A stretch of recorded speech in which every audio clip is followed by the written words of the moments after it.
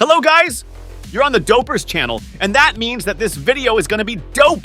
The second part of the 29th episode of Dom Studios' Skibidi Multiverse finally came out, and it was pretty cool. So today I'm going to fully analyze it, and I also found a lot of hidden details and secret moments that no other Skibidi analyst will ever tell you. I really hope you will enjoy my analysis, and be sure to subscribe to my channel because I would really appreciate it. Alright, now get on board and let's start it. The second part of episode 29 starts exactly where the previous part ended, and in case you somehow already forgot what happened there, let me remind you really quick. So the Alpha appeared right in the moment when Skibidi Scientist was busy handling two Titans at once, and made the situation complicated for all the members involved. After giving a little humiliating speech towards Skibidi Scientist, who did not appreciate it at all, which we found out at the end of the first part of the episode, the Alpha then opens a portal for some really intimidating creature to crawl out of. This insectoid-like piece of a hellish god's distaste turned out to be so-called Counter-Titan, who the Alpha seems to be extremely proud of. And I tried to guess in my previous analysis of the first part what his abilities or hidden advantages might be, and today I will tell you whether of mine assumptions came out to be true or not.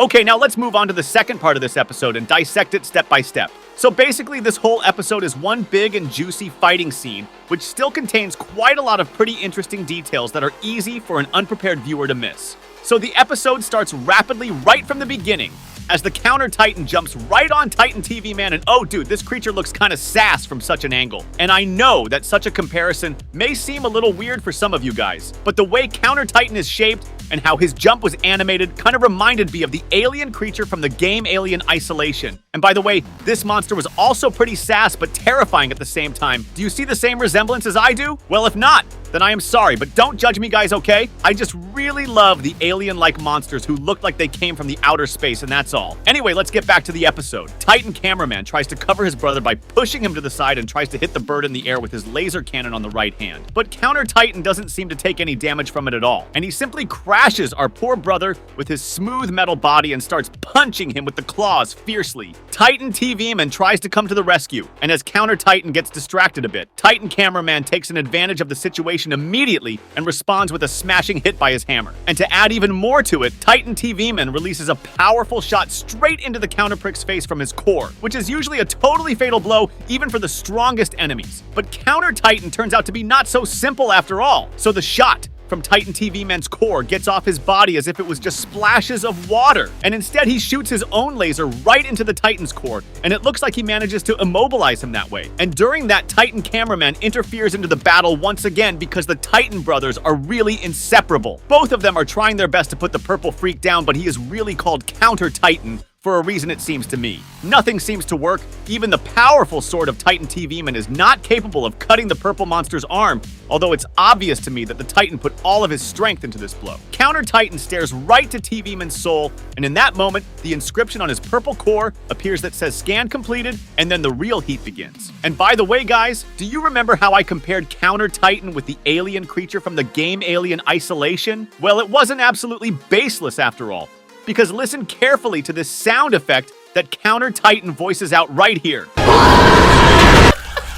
It's in exactly the same sound effect that the alien produces both in this game and in the movies. And to tell you honestly, guys, it seems to me that Dom Studio always gets inspired by different games and movies while animating his episodes. And that's something that makes him similar to Monster Up, in my opinion, who also seems to be an absolute geek who uses lots of references to different media products. And it's really cool because I am a sucker for games and movies as well, and I'm always ready to point out even the tiniest references that come to my mind while watching these Skibidi series. For example, that's what I also saw. As Dom obviously loves the games from Software Studio, I mean, he uses the Bloodborne soundtrack every time he can. This frame where Counter Titan spins around and uses his tail as a sharp melee weapon that throws the Titan away reminded me of that fight with one of the Dark Souls bosses. So what happens next really amazed me, but not actually surprised. In my previous analysis, I assumed that the name Counter Titan resembles his ability to counterattack other Titans' blows and even mirror their abilities. And this is exactly what happened in the second part of the episode. One of his hands gets the form of Titan Cameraman's hammer,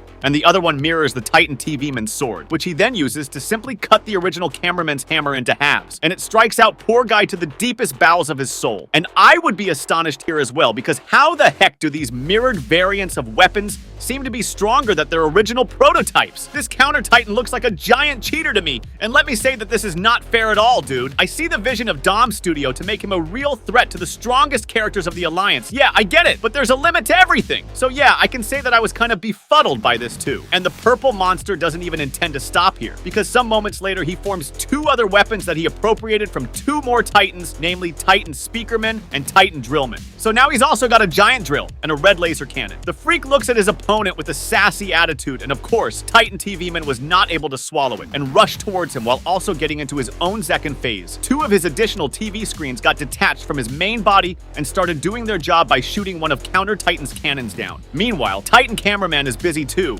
and he pushes a whole damn building into his foe, which looks so freaking cool to me. Titan TV Man doesn't seem to slow it down, and finally manages to cut off the mirrored hammer from Counter Titan's arm, avenging his blue-lensed brother. But unfortunately for everyone involved, Counter Titan quickly grows back all his lost limbs and also destroys the Titan's TV sets in angry response, which in my opinion only proves the fact that he's a freaking cheater who has seemingly unlimited powers to create all the chaos in the world. And it doesn't even occur to me where he gets all the resources for the instant reparations from. Can it be his purple energy spheres who are generating new mirrored items for their owner? And if this scenario turns out to be true, then I have a theory that there is still a possible way to slay this beast for good. My theory is that if the Titans will be able to endure this fight long enough, then the purple monster will use way too much energy on his regenerations, which might make him weak, so it will sooner or later leave him without an ability to regenerate his limbs or mirror other Titans' powers, at least for a short period of time. And then all that will be left for other Titans is to strike him down while he's helpless like that. But whether this happens or not, we will see in the next episode. But let's go back to the real world now, where something actually sad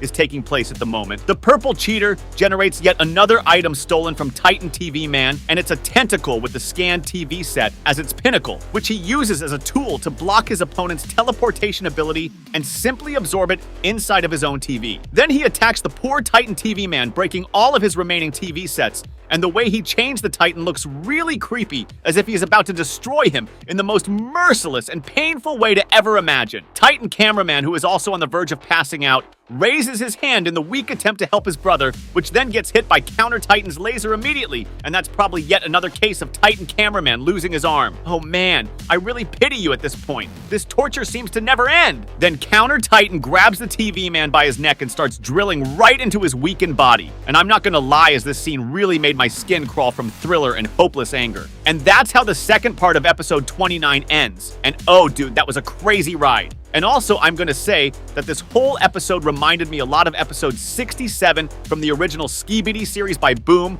where Titan Cameraman was in Titan TV Man's shoes, and the role of Counter Titan was played by Skibidi Scientist's giant puppet. And I really hope that the ending of Dom's episode will be similar to Boom's episode as well, and that Titan TV Man will get saved by someone's miraculous appearance. I'll be looking forward to the next episode of this awesome multiverse by Dom Studio. And if you guys enjoyed my video, then give me a like and subscribe to my channel, because that's really important for me right now. And thanks for staying in tune with me in this video. Catch you later. Dopers out!